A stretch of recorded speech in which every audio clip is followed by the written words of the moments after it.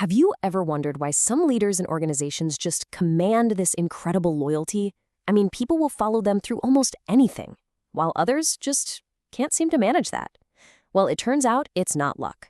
There's a really powerful but simple idea that separates the truly inspiring from, well, everyone else. So let's dive into this core concept from Simon Sinek's book, Start with Why. Okay, to get us started, I want you to just imagine a story with me. Picture this. A young leader is taking power.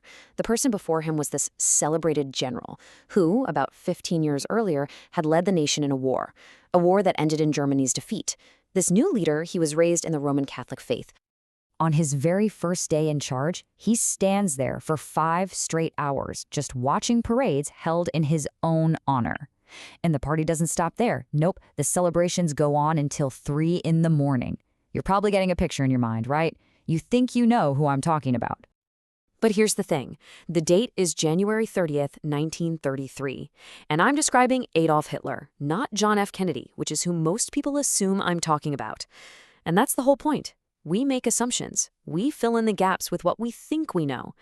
To really understand what inspires people, we have to look past the obvious what and get to something much, much deeper.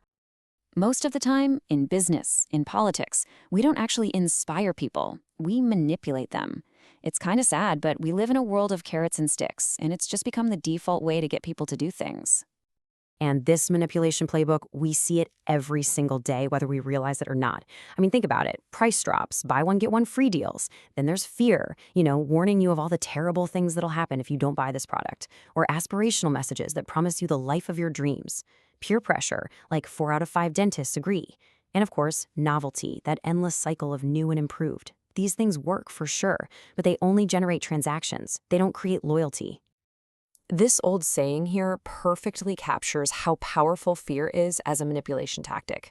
No one ever got fired for hiring IBM. Just think about that for a second. An employee might actually turn down a better, maybe even a cheaper product just because picking the big, safe name IBM protects them from getting blamed if something goes wrong. It's a decision driven completely by fear, not by what's actually best.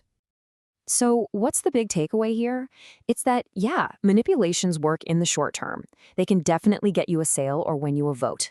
But they're like a costly addiction. You have to keep feeding them, they build zero lasting loyalty, and they create a really weak foundation for any company or movement. There's just got to be a better way. And guess what? There is. This is where Sinek introduces a really simple but profound framework that flips that entire model on its head. He calls it the golden circle. The golden circle has 3 layers. On the very outside, you have the what. Every single company on the planet knows what they do. Then, some of them know how they do it, the things that make them special or different. But very, very few can clearly tell you why they do what they do. And I'm not talking about to make a profit. That's just a result. Your why is your purpose, your cause, your core belief. The real question is, why does your organization even exist? Why do you get out of bed in the morning? And this right here illustrates the difference perfectly. Most marketing talks from the outside in. It starts with the what. We make great computers. They're beautifully designed and easy to use. Want to buy one? But inspired leaders, like Apple, they communicate from the inside out. They start with why. Everything we do, we believe in challenging the status quo. The way we do that is by making our products beautifully designed and simple to use. We just happen to make great computers. Want to buy one? See that? It's a huge difference. One is a sales pitch, the other is a statement of purpose. And this brings us to the single most important idea in this entire explainer. Write this down. People don't buy what you do. They buy why you do it. Your products, your services, they just become the tangible proof of that why. That is the secret to real loyalty. Now, you might be thinking this is just a clever communication trick, right? Some kind of marketing psychology, but it's not. The power of the golden circle lines up perfectly with how the human brain is actually built. It's biology. Okay, so here's why this whole thing works. Our brain has different layers. The newest part, the neocortex, that's our what brain. It's rational, it gets facts and figures and language, but our decisions, they don't happen there. They happen deeper in the limbic brain. This is our why brain. It's responsible for all our feelings, things like trust and loyalty. It's where our gut feelings come from. And here's the kicker. That powerful decision-making part of our brain, it has no capacity for language. So when we communicate with what's, we're just spitting out information. But when we start with why, we're talking directly to the part of the brain that controls our behavior. So we get the theory and we get the biology behind it, but how do you actually put this into practice? Let's take a look at it in action, starting with a really simple filter you can use for pretty much any decision you have to make. It's called the celery test. Imagine you go to a dinner party and everyone's giving you advice. One person says you should buy Oreos. Someone else says get rice milk, and another one says you need celery. Now, if your why is to do things that are simple and healthy, which advice do you take? Only celery, right? It's not that Oreos are bad advice on their own, they just don't fit your why. A clear why acts as a powerful filter, making sure your actions, your what's, are always in line with your core beliefs. Now let's look at a classic historical example. At the turn of the 20th century, there was this frantic race to be the first to fly. Samuel Langley, he had everything you could possibly want.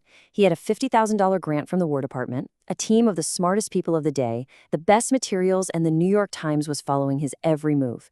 He had the perfect what and how, but his why? He just wanted to be rich and famous. Meanwhile, over in Dayton, Ohio, you had Orville and Wilbur Wright. They had none of that stuff.